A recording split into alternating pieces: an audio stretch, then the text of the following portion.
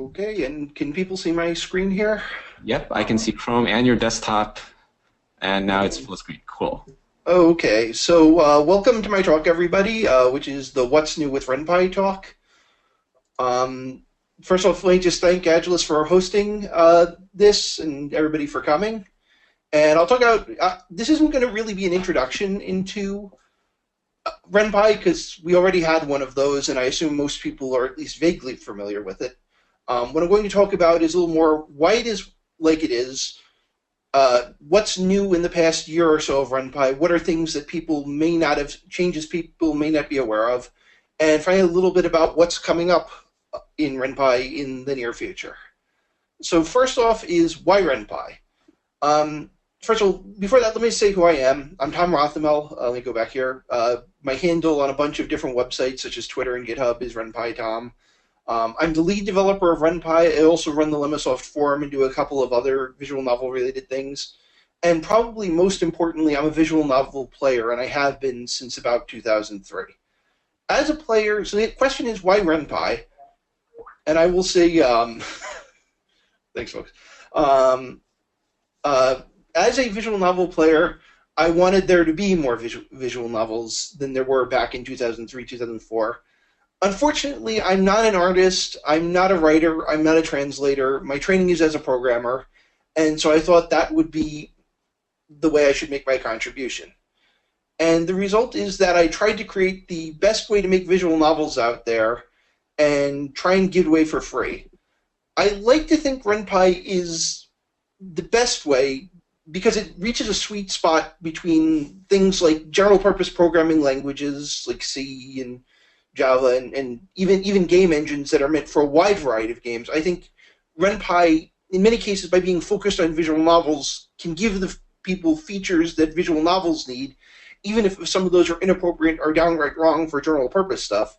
At the same time, I realized that there's no way I could anticipate every visual novel that everybody out there is going to make, and so I tried to make something flexible enough that it could be used for different visual novels, different visual novel concepts. So, for example, we saw Christine Love's games just now that have a very different interface than some of the other stuff we've seen earlier.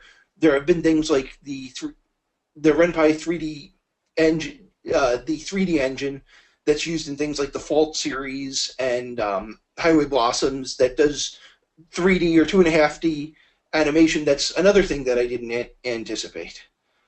One thing I've tried to do is, while I want to make it the best engine, one thing I didn't really focus on is trying to make it just the easiest to get into right out of the box. And the thinking behind that is that people only learn RenPy once, and really it's more important to try and make something easier to use, better, faster to develop with, than to try and make it instantly learnable. So the focus is more on ongoing productivity as opposed to simply trying to make it easy out of the box. I do think that making a visual novel is a type of programming. You're making software, and as a result, I think as visual novel developers, we can learn from other programming disciplines and also use some of the tools. So, for example, we talked before about textual version control systems like Subversion or Git. And so as a result, RenPy uses a textual format in order to better work with those different kinds of systems. As my job as the engine developer is that while it's programming, I don't necessarily think programming has to be hard. I think in many cases when you're dealing with a general purpose language that can do anything, it doesn't guide you, it doesn't have abstractions to make it easier. I think as a visual novel engine developer, it's my purpose to try and make something that's easy enough that people who aren't programmers can use it. In the same way, like a skill like carpentry, where I'm not about to go out and build a house, but I can build a wooden box if I have to.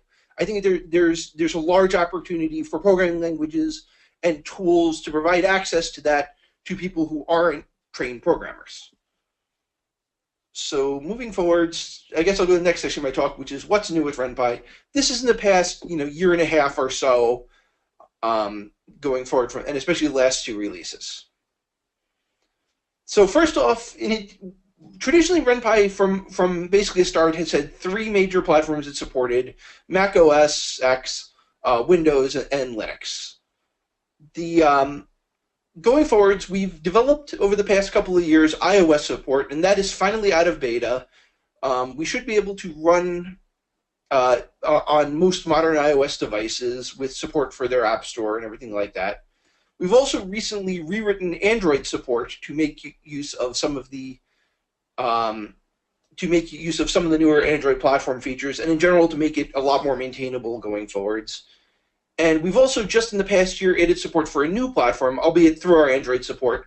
It's now compatible with Chrome OS, thanks to the technology Google has put in there to let you run Android devices on different on their different laptops. So the idea is that every major open platform out there now has RenPy running on it. Another thing we've done recently is a bunch of rewritten internals, which are not particularly obvious, but generally make your visual novel experience significantly better. For example, the text rendering engine has been rewritten so that it renders at the screen resolution rather than at the image resolution that the game was written at. As a result, text is no longer blurry when you show it. Is the audio still running? Okay. The text has been rewritten so that it will display at the screen resolution, which gives sharper text. We've also rewritten the sound and movie playback code to add a number of features, such as the ability to loop audio, the ability to skip to certain places. And with movies, we can now run multiple movies at the same time and actually run two movies at the same time, where one is a sprite and one is an alpha channel, which is our current approach to doing movie-based sprites, which is a new feature. The other thing we've done to make development easier is to try and get rid of the boilerplate code. So here is a RenPy game from maybe about 2-3 years ago, where we're declaring all the images. We are doing a lot of work to things. There's the window show definition here that's there to go ahead and that's there to show the window when it first starts. With newer versions of RenPy, much of this is happening by default for you. So those two pieces of code are now actually equivalent to each other. As you see, now this is kind of a misleading example because we're talking about just a very short game with a whopping one line of dialogue. Any RenPy game is going to have tons of dialogue and very little of this boilerplate. But at the same time, letting people getting started focus on making the game rather than on writing that boilerplate hopefully makes it a lot more accessible. The big release this year was probably 6.9911, which is where our new GUI came in, which is a total rewrite and rethink of the new GUI. Let me show some examples. So this is what the RenPy GUI looks out of the box. Yes, I haven't updated this slide since Anime Fest. But this is also how the new GUI looks out of the box. You can just simply pick off a menu, different color schemes and themes. We have a light and a dark color scheme right out of the box.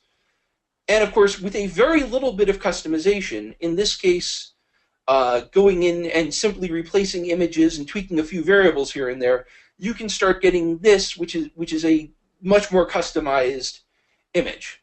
So that really addresses what I think was one of the pain points of GUI development in RenPy, which is that in older versions of RenPy, developing your GUI was largely like walking to a brick wall. It was very easy to get started writing your visual novel, getting in menu choices, putting in sprites, and then when you went to customize that GUI, it was kind of a pain point. The goal of the new GUI is to go ahead and make it such that there's lots of little steps of customization people can do. Simply, start by tweaking a few color schemes here, developing a few images, and if you want to do a full theming like people did previously, and a lot of our high-end games have done, you can do that, but you no longer have to do that as part of your first game. The GUI is also much better documented. There's about 5,000 words of documentation written about how to customize the GUI. That's a tutorial that takes you from starting customizing your game to all the way through to a quite significant level of customization. So just going through a few of the steps, here's the GUI right out of the box. If you were to simply take the default GUI, it would look basically like this. We can start by, for example, changing the color scheme, say to our light color scheme, which at the very least makes it like every game doesn't look as different to each other. Then you can start swapping out images and go ahead and customize the background. Now it's becoming a lot more than your game. And editing and define then lets you change the fonts and, editing some image files, editing a few defines. You can customize it to look like this. Now you can see that this is the same basic layout as the previous GUI, but at the same time, it goes ahead and it's quite different and quite personalized for a particular game. Again, you can still go ahead one step after this and totally replace it with your own thing. The new GUI actually makes that a bit easier, since we have additional functionality to make your GUIs a lot more productive and so on. But at the same time, for essentially people's first projects, you have those very simple customizations like color and background. And for intermediate users, you can simply theme it and come up with something that looks quite acceptable without a huge amount of work. So my hope is that, again, our new GUI system really helps people, again, people getting started who simply want a GUI out of the box that looks quite nice, is very easy to customize, people who want very simple customizations, and even people who it's even easier to pull out entirely and replace. By the way, one point I want to make is that this customization here was done without touching any of the screens code. This was done entirely by replacing image files and adjusting defines that controlled things like color and spacing. So moving forward from here, 6.99.12 is our most recent release. It's been out, I think it's a little over a month now. There's been 2 updates to it, so we're now in 6.99.12.2 with 0.3 right around the corner. That focused on a number of things that, while important, aren't as interesting as the GUI. The first off is the new GUI again. There was a bunch of nice little cleanups where people started reporting bugs after using it. There's a lot of nicer things. The second thing is translation support, which was a big focus of that release. There were some problems starting a new project in a non-English language, so we went ahead and made that a lot easier to start a project in new language. We also went ahead and put in a system in place where we can reverse translations. So, for example, if someone uses our English to Russian translation, they can start a project in Russian. And Russian is actually kind of an important language for visual novels. As far as I can tell, it's the biggest RenPy using community outside of the English language community. And it might be one of the larger ones in the world in terms of that language. But starting with that English to Russian language translation we can run it in reverse, and that gets you a jump start on the Russian to English translation of your new game. And that works for the language we support. We have Japanese to English, English Japanese. Russian to Japanese is coming in very shortly. There's a pull request on GitHub for that that'll merge in a few days. And that gives you and so that gives you a bunch of support. It's also easier for people to translate RenPy entirely because there's now a documented process for doing it, and doing so translates the entire launcher and the games people start making. So both the launcher and the new GUI template game all get translated in one go. And so we're starting to see some really good translations coming out there. Last thing 6.9.12 gave us is support for macOS Sierra, aka the OS that I hate. This required a fairly decently large rethink of how we package Macintosh applications. Gone, unfortunately, is the all-in-one build that RenPy had, where we had a single file that supported PC, Mac, and Windows, Mac, and Linux. Now we've broken this up in a dedicated Mac app and then a Windows and Linux build. You can also make separate Windows and Linux builds if you want. The macOS build is a standalone application. It's read-only. RenPy includes support for signing that application. Unfortunately, just like iOS, you pretty much have to do that using the Xcode toolset, which means you have to work on a Mac to do it. So you're kind of limited when it comes to going ahead and making that work. Finally, what's next? The big thing everybody always wants is RenPy 7. Which was supposed to be 6.9.12, but is now probably going to be 6.99.13. My plan is to simply make a... I saw it says it broke old versions of the games. If you ever have to play an old version of the game on Sierra, you can download the latest RenPy, drop it into the latest RenPy SDK, drop the old game in, and hit run. It should pick it up automatically and let you run it in there. So RenPy 7 is the next release. The goal is to make the actual RenPy 7 release a very minor release, just a version number bump of 6.99 point, hopefully 13. The goal, all that's left is basically upgrading the various demo games and tutorial games that come with RenPy to take advantage of all the new features that have come out in the past few years. So my goal is to bring them all up to date such that they're actually an example of modern coding, also upgrade them. Just about everything is being developed now in 16.9, so I'd like to upgrade that sort of stuff into the 16.9 resolution. And hopefully that will give us RenPy 7. Well, I don't want to give a deadline, but I'm hoping that it's more like months rather than years. Moving forwards, after RenPy 7, the next thing I'd like to work on is a rewrite of our OpenGL support, which is also OpenGL ES support. The goal is to take advantage of 10-year-old GL hardware as opposed to 15-year-old hardware, which is what RenPy basically now targets. This will give us some of the stuff that Unity has been given. For example, I'd like to have RenPy have support for user-defined shaders.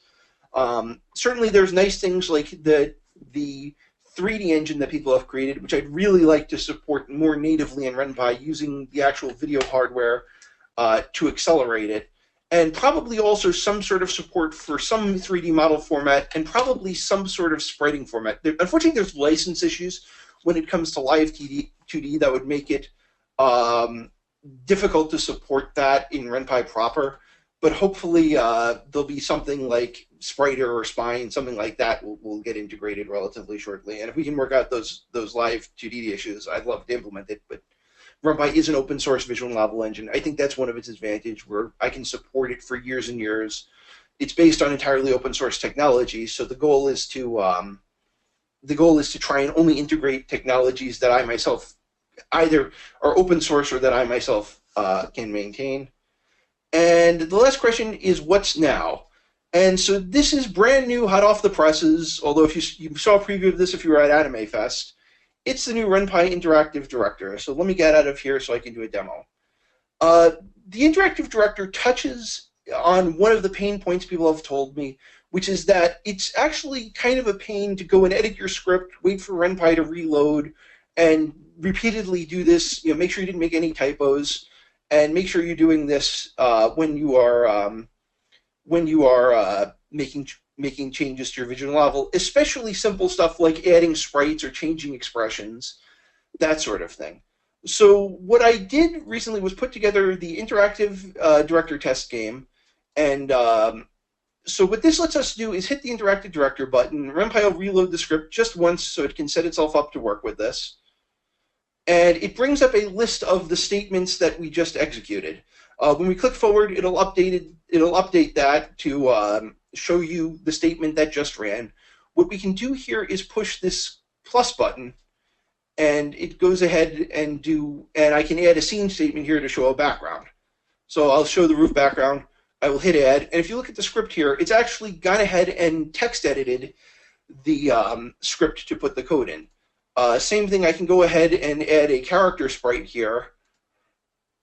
Happy, and let's put her at the right side and go there.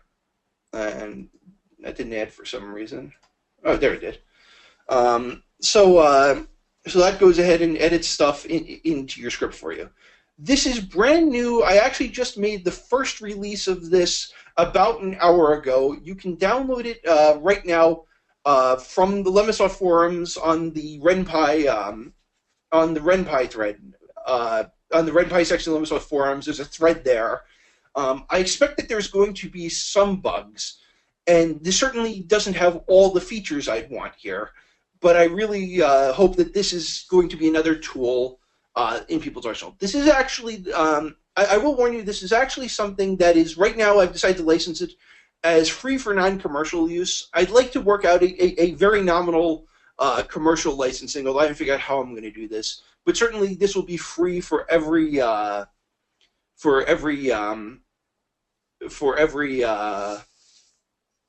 who's making a free game. And again, it'll be quite accessible that anyone who's making a commercial game will be able to afford this. So that's my big announcement. Again, you can get this from Lemosoft forums. I think I have a link coming up. Yeah, you can have lemosoft.run.us. You go down to the RenPy forums. One of the announcement threads has this in it. And beyond that, I'd like to thank everyone for showing up here. And again, my account on Twitter is Pytom. You can ask me anything you want. RenPy is downloadable from renpy.org. Lemosoft forums, which has been since 2003, I believe, early 2003. The visual novel development community, the English language visual novel development community, at least the oldest one. And with that, I'll ask if anybody has any questions. That was awesome. Especially you essentially like live coding on a presentation is already like a crazy thing. You're essentially live releasing. Yeah. I actually released it during the break. Yeah. All right. Well, if anyone's got any questions, we've got a couple of minutes. Just like throw them into the chat. Thanks for the kind words, everybody. And, you know, I'd like to say to all the creators out there that, I mean, if you guys didn't make awesome stuff with RenPy, what I do would be completely pointless. So it's really, it's my honor to serve all the creators out there. Okay. So any questions? You're just getting love, Tom. You're not getting any questions. Is there a way to protect image assets in RenPy? You can archive them in RPA files. There isn't, you know, there's RPA packers out there that, so it stops it from casual browsers, but anyone serious can get at it. Unfortunately, they're just in general, since the game has to run and, like, you know, isn't using like trusted platforms and stuff, it will go ahead and it's unfortunately hard to protect assets in an engine. Like every other engine has been ripped, so it's hard to justify spending a lot of time to do it. When are we getting the director for Mac OS? It runs on Mac OS now. If you use a nightly build, you can just copy the id.rpy file over into your own game. I'll probably make a more formal release once 6.99.12.3 is out. A technical talk would be nice. I'd love to give it some time. Yeah, if anybody's interested, let me know, and I'd love to go ahead and do it. So, okay. Yeah, it's actually hard to do a super technical talk in a forum like this because, well, I'm sure there's a bunch of people who are going to be very interested. I suspect there would be like a lot of eyes glazing over, and you know, I want to make something that everybody can do, and yeah. Let's see. Well, we're waiting for Tabby, who had to reset her machine, so she will be back. So we do have a couple of minutes here. Anything else going on here? A lot of people are interested in a technical talk. I wonder if we can, I don't know, do a podcast type thing. Not regularly, but it might be an interesting thing to do every once in a while. Yeah, I mean, there have been plenty of. There was actually a fairly technical one on. The name escapes me, but it was actually a Python-oriented podcast as opposed to a RenPy one, which I'll post a link to maybe on my Twitter or in here when I actually dig it out. I'll post it in the Discord when I dig it out. I've also been less technical, more about visual novel communities on the ever good Visual Novel Buzz podcast, which is now up to I think 30-something episodes. Wow. Boom. Cool. Thank you, Kuiper. I'm gonna do it. Oh, there it is. Sweet. All right. Let's see. What else is there? Someone asked a question about Xbox controllers work natively. Is there an easy way to remap stuff? Yeah, you can go in and hit Shift+G, and it brings you into a little joystick remapping tool. That's how you get access to that. It's the goal. The Xbox controller support is kind of a, you know, it's a nice to have thing rather than like a lots of people use it thing. So I think like remapping is often better done by a secondary tool as opposed to RenPy proper. But there is a way to do it in there. What are recent examples of games using RenPy in interesting ways? There's so many.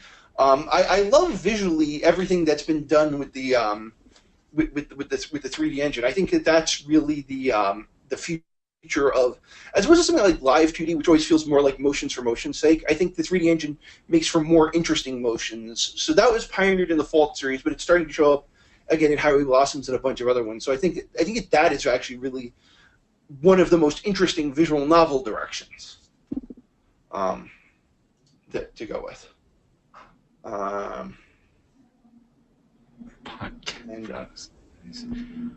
But I mean, it's hard to say like one is interesting. Is there going to be a way to do cloud saving on RenPy? You actually can just stick the game itself in your Dropbox and it works and sync saves. But there's some security stuff about cloud saving where like if like RenPy's save format is not particularly secure, just like many other engines aren't. So there's kind of an iffy thing, like, if you're doing cloud saving, I mean, you can do it using Steam's technique as well, but if you're doing it, you kind of have to take responsibility. If one computer gets hacked, it can become an infection vector. So you got to balance convenience versus security there. Okay.